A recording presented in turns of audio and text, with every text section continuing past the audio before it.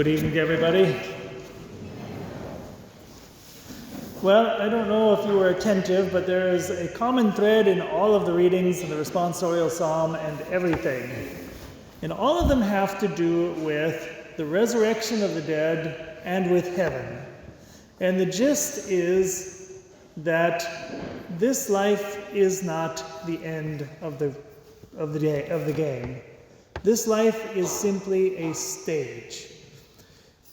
And that is why when you look at the kind of gruesome first reading from the book of Maccabees, fortunately for our sensitivity, they didn't go through all 7 sons in today's reading, but all 7 sons in front of their mother got tortured to death for the faith.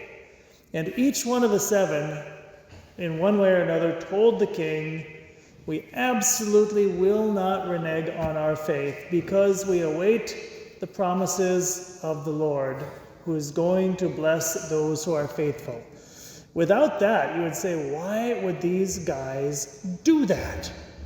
And certainly, why would the mother encourage their children to go through all that if there was nothing, if in the end there was no reward, there was nothing that they were going to get out of it? In the gospel, the Sadducees came to Jesus with the exact same dilemma. Now, sometimes, I don't know, maybe I'll just explain it to myself, because I know you're all Bible scholars, but I'll just explain it to myself here, okay?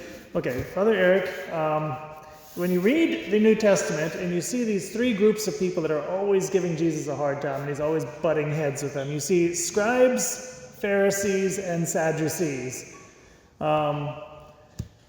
Now, what do all 3 of these groups represent? The scribes were basically the doctors. They were lawyers of the Jewish law. The difference was, instead of having the U.S. Constitution and the New York State, Constitution, whatever, laws, legislature, they were a theocracy. So the religious laws were what governed how the country was run.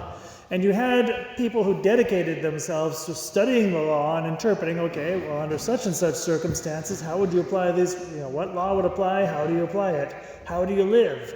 And that made life very complicated because they had 600 and I don't remember how many laws, and you have to apply it constantly to your given circumstances. That was the role of the scribes. The Pharisees were they weren't like anything we have in today's world. They were kind of like religious order. They were people that would separate themselves so that they could perfectly fulfill and live out the law.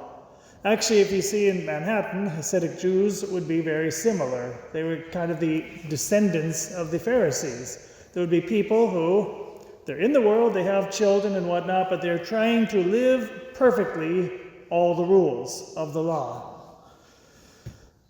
And the Sadducees were a different group. They were the ones that Jesus had the hardest time with.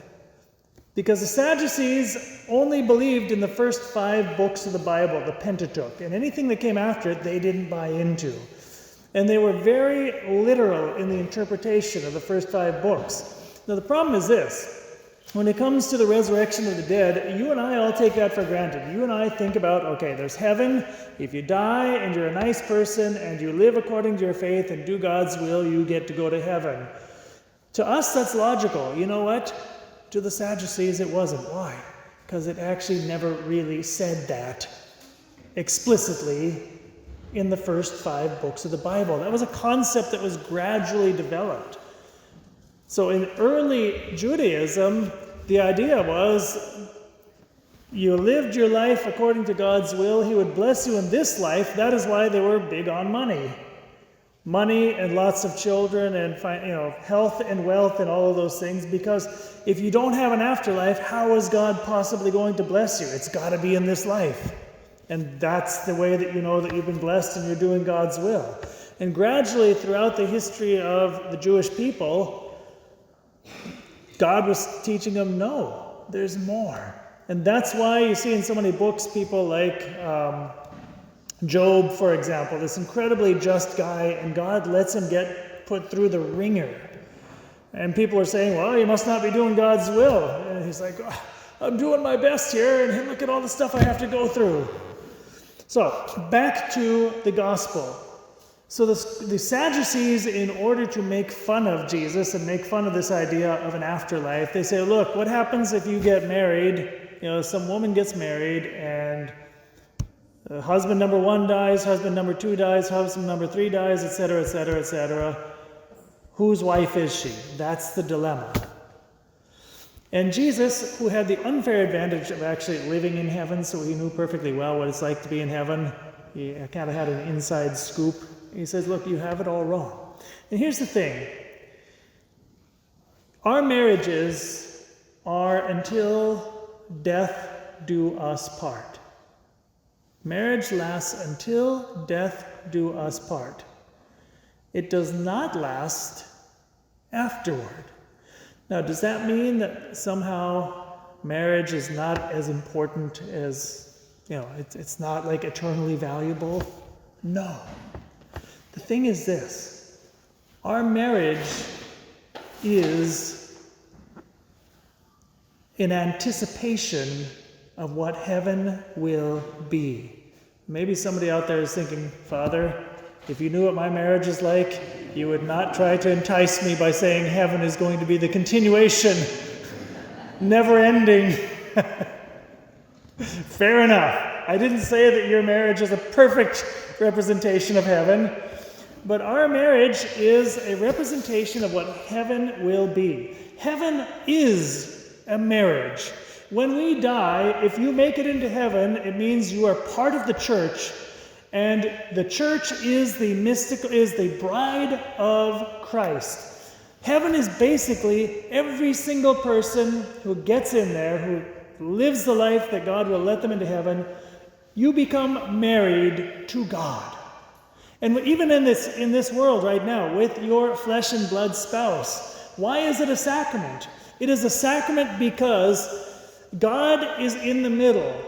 There's an expression, there's 3 to get married. There's a husband, a wife, and who's the third? It's the Holy Spirit. He's the bond. It's His grace that frankly keeps you from killing each other sometimes. Okay? Marriage and the family are some of the greatest means that we have to get holy. Because holiness is basically, it is just to love. And if you look at a family gives you a whole gamut of different ways that you can love. The way that a husband loves a wife is not the same way that a wife loves a husband. The way that you love your children is not the same as the way your children love you.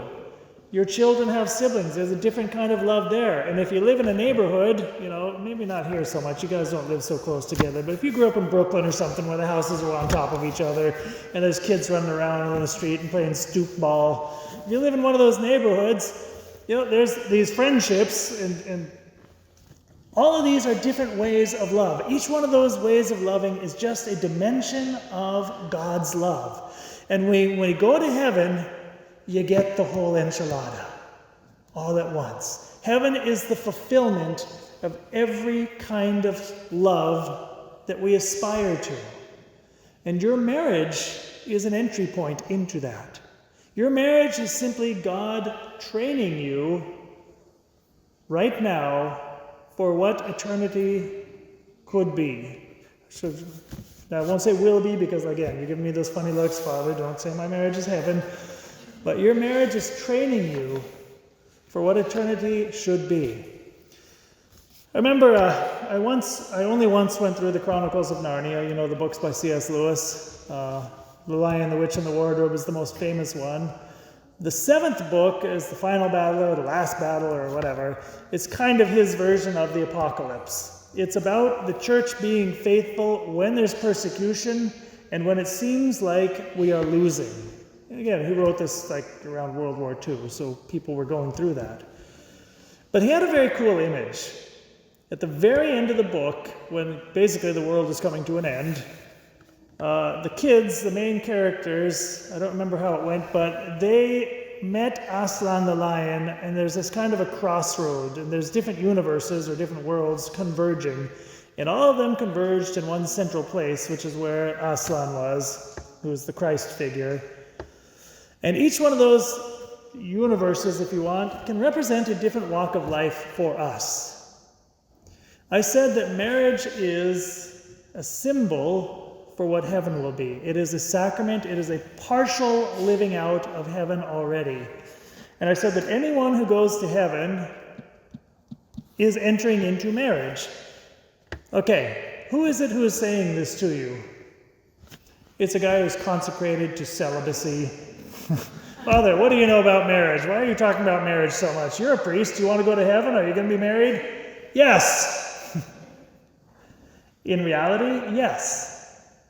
Every legitimate walk of life, to be a priest is one of those paths that converges on the marriage banquet of heaven. To be in your families is another path. To be a nun is another path. Every legitimate God-given path of living a human life is one avenue to entering into the marriage. And frankly speaking, if you want to ask, why do I not get married? It is precisely because we are a symbol for what is coming next. Marriage, that you know, is a provisional thing. It is an indirect path.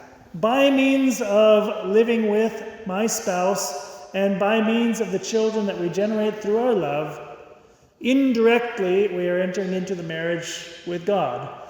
When you are a priest or a nun or consecrated soul, it is a direct path, which is why there's no intermediator.